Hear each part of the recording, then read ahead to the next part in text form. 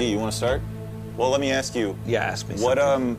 What about this game feels familiar versus what things feel different when it comes to like current perspective? I think what's crazy is this feels like making a World War II game sometimes.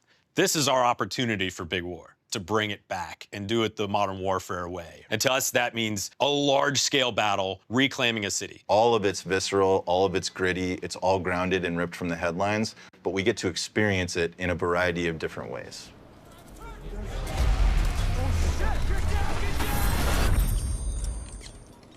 We need to go back to the call of duty. That's what the call of duty came about. It was your duty to serve your country, your duty to fight in the war for your country. So this time around, we were like, all right, we're gonna be in Korea. You know, it's North versus South. What better place to go back to the roots of what Call of Duty is than that conflict? We dug into pretty hard the history of, you know, North and South Korea, the reason that there's a, you know, divide in the first place. And now we're getting to go back to that like actual like huge forces in direct conflict, you know, like two actual modern militaries. Like, what is Big War? What is Big War? What is right? big, And Yeah. you ask a person, like everybody has a different identity of what Big War is. You can imagine the powder keg that's underneath, you know, this place inherently. It's built in, unfortunately, but, you know, we got to explore that. When I was growing up, that was still very real. And so our campaign levels definitely adds that threat looming feeling to actually happening. So this story kind of is like, what if? The city of Hajin is a really important aspect of the story overall. When conflict breaks out on the Korean Peninsula, this is where the conflict happens. North Korea invades this place first and takes this place. South Korea and North Korea was kind of part of the main story point of the single-player mission. So our aim is to make sure that we relive the experience for the players and be able to portray that and then show the aftermath of the story that would happen in the single player. It's a place where our main characters, a lot of them live. It's what they call their home. And we were really inspired to make sure that this place was as accurate as possible, make sure the people that were inhabiting it were as grounded and realistic as possible. You know, I was able to dug up some of the old photos and references that I've actually lived in. These are some of the areas where you would find in the entertainment districts or some of the apartment sprawl districts. We went from the initial concept stages and pre-productions and then looking at the global art direction for the goal of the game. 저 집들을 싹 비워라! 모두 밖으로 내보내. 알겠나? The narrative team and Grigsby, they have dialogue coaches and they have their lines, and we got to review every single line to feel like if this person is from the southern region of South Korea, then they need to have a specific dialect. We needed to make sure those elements are there. Like it makes us get immersed into it because their lines are so good and their emotions through the acting is so good that we were like, we bought it right away. 뭐야? 잠깐만. 아, 진짜. 야, 이거 누구야? 주파. 우탱. 형, 나도 들어보자. 야, 기회 들어가는 거다. 입안이고. hey, fellas, I don't got my subtitles on. Speak my language, please.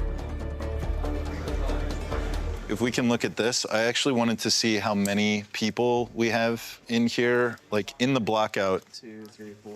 So 8 total? Yeah, I think we'll probably need to do more like 12, because this has to be a battle. Like, this has to be like, my guys might go like, oh, Flank fuck. over on the side. And then, yeah, exactly. This is a little more complicated than some of the other ones, but we'll get there. Yeah.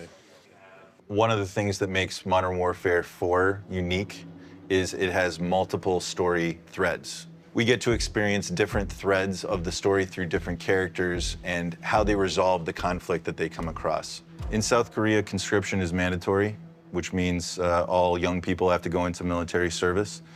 We wanted to use that as a starting point for our character Park. He starts as a grunt who would rather be doing something else, and when war breaks out, he's forced to make a decision about how he's going to respond to that. Just starting from that of like the value of choice or not having choice.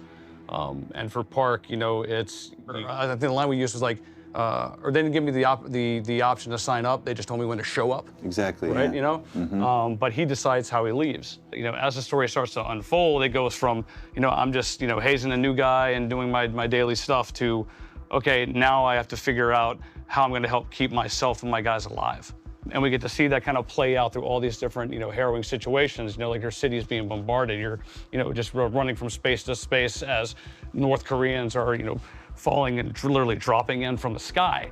And so it's just like, you've never fired your gun at another person before. What does that feel like? What are you going to do mentally, to prepare yourself for like, no, it's time to, it's time to initiate combat.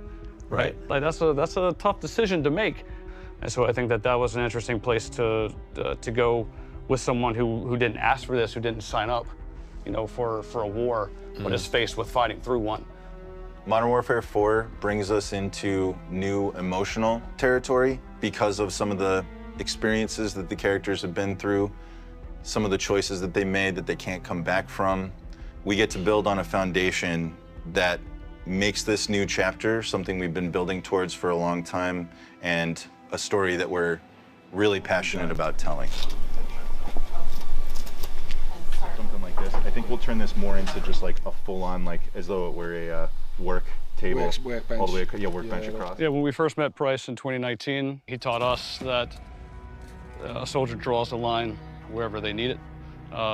We get dirty and the world stays clean, right? And I think people found that enticing at the time. That was a different way to look at what the good guy is, or what the good guy has to do to make the bad guy scared of the dark. But here we are in Modern Warfare 4, and what is the evolution of that, right? Where do you take that to the end of the line, right? Now with Price, this is an operator that essentially, after the events of the last game, has turned into an outlaw, right? He doesn't have the same, security apparatus that he had. He doesn't have the same tools necessarily of his trade. But he's the type of man that's going to find, the best tool for the job, no matter what he has to do.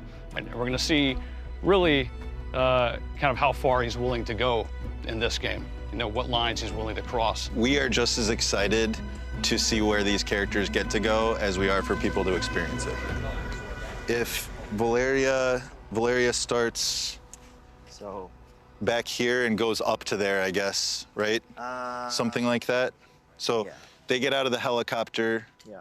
They open the door. She's like talking to him like, yeah, you better not miss it. And then they all get out and come up, and then we land here. Modern Warfare is synonymous to Infinity War, and we make it what it is for millions of people across the world. So for me, everything that we do and everything that we put in our game has to feel authentic. Who the characters are, the conflict they're thrown into, and the ways that they resolve that conflict is integral to what Modern Warfare is. And putting the player right in the middle of it. Putting the player right in the middle of the action.